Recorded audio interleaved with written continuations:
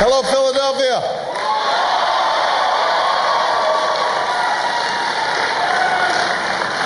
You guys can have a seat if you want, but although I won't be long.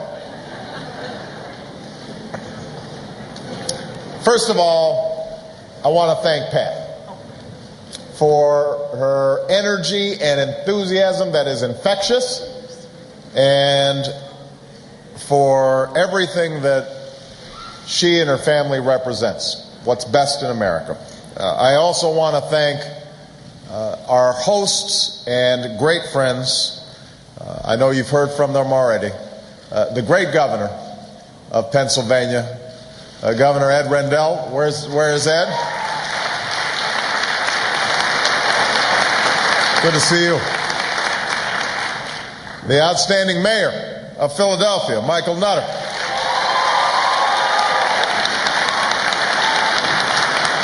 The senior senator from Pennsylvania, Arlen Specter.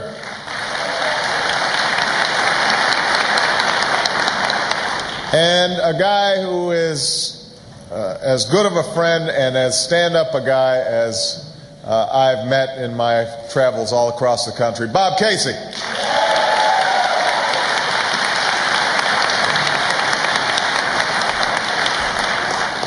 We are here to mark the beginning of our journey to Washington. And this is fitting, because it was here, in this city, that our American journey began. It was here that a group of farmers and lawyers, merchants and soldiers gathered to declare their independence and lay claim to a destiny that they were being denied. Now, it was a risky thing, meeting as they did in that summer of 1776. There was no guarantee that their fragile experiment would find success. More than once in those early years did the odds seem insurmountable. More than once did the fishermen, laborers, and craftsmen who called themselves an army face the prospect of defeat.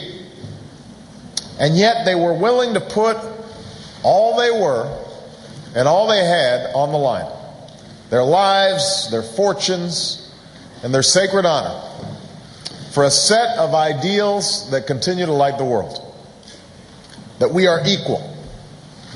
That our rights to life, liberty, and the pursuit of happiness come not from our laws, but from our Maker.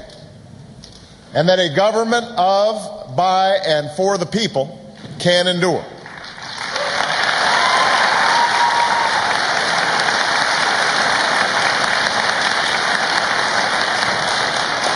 It was these ideals that led us to declare independence and craft our Constitution, producing documents that were imperfect, but had within them, like our nation itself, the capacity to be made perfect.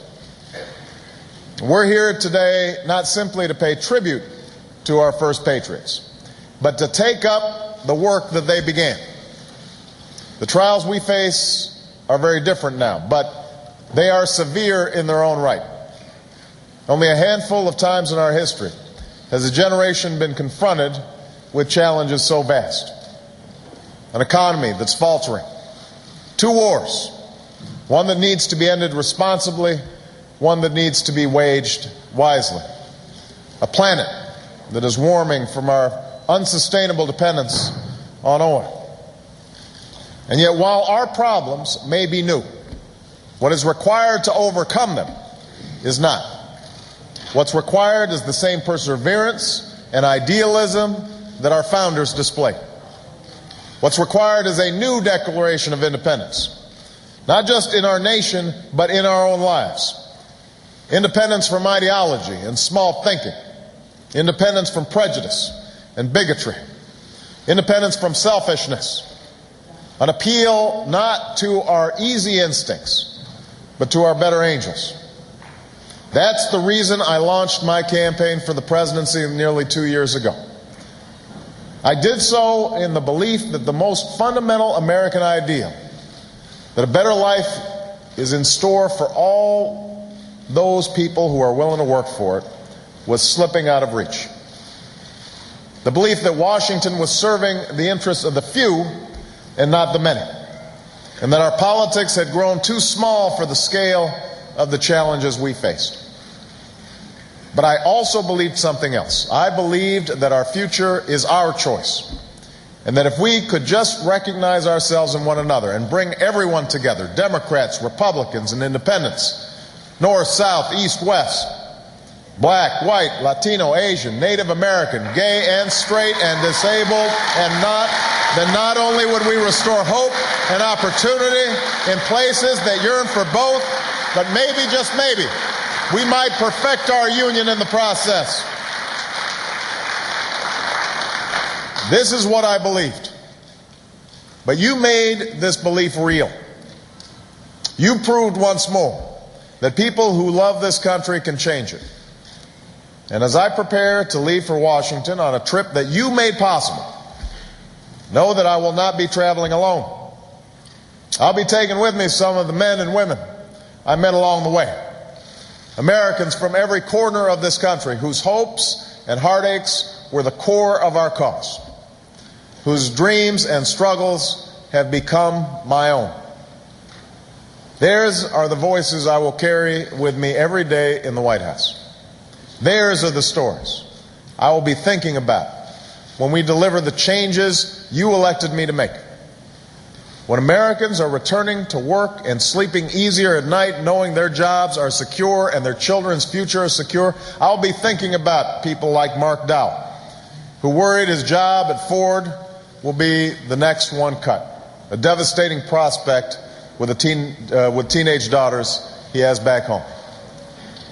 When affordable health care is no longer something we hope for, but something we can count on, I'll be thinking of working moms like Chandra Jackson, who was diagnosed with an illness and is now burdened with higher medical bills on top of child care for her 11-year-old son.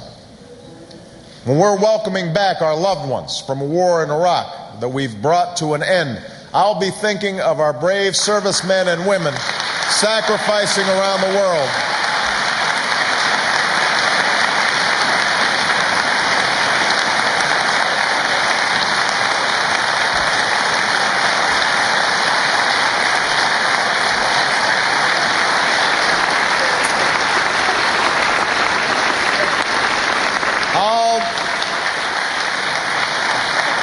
I'll be thinking about veterans like Tony Fisher, who served 2 tours in Iraq, and all of those returning home who were unable to find a job. These are the stories that will drive me in the days ahead. They are different stories told by men and women whose journeys may seem separate.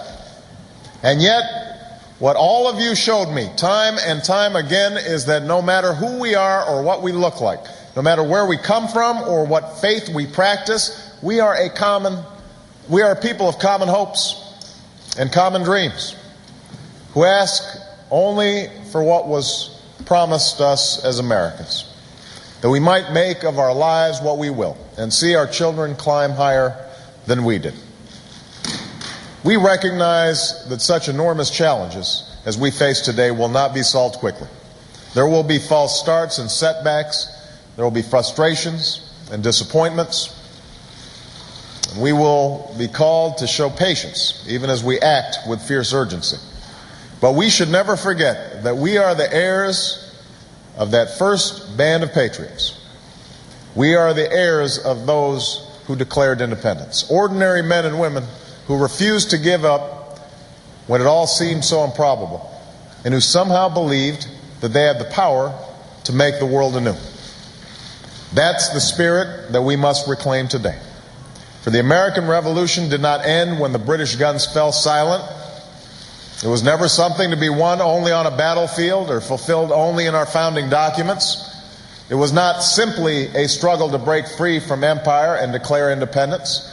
The American Revolution was and remains an ongoing struggle in the minds and hearts of the people to live up to our founding creed.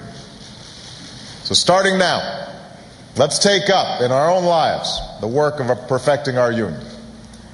Let's build a government that's responsible to the people. Let's accept our own responsibilities as citizens to hold our government accountable. Let all of us do our part to rebuild this country Let's make sure this election is not the end of what we do to change America, but just the beginning. Join me in this effort. Join one another in this effort. And together, mindful of our proud history and hopeful for the future, let's seek a better world in our time. Thank you, Philadelphia. Love you guys. Thank you.